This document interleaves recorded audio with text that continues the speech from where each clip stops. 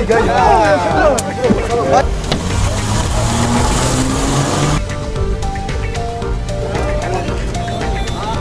式会社の福島第一原子力発電所の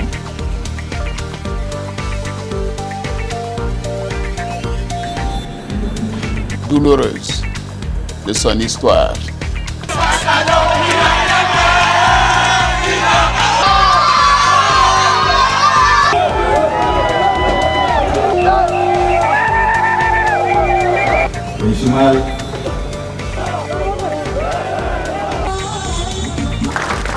Thank you very much.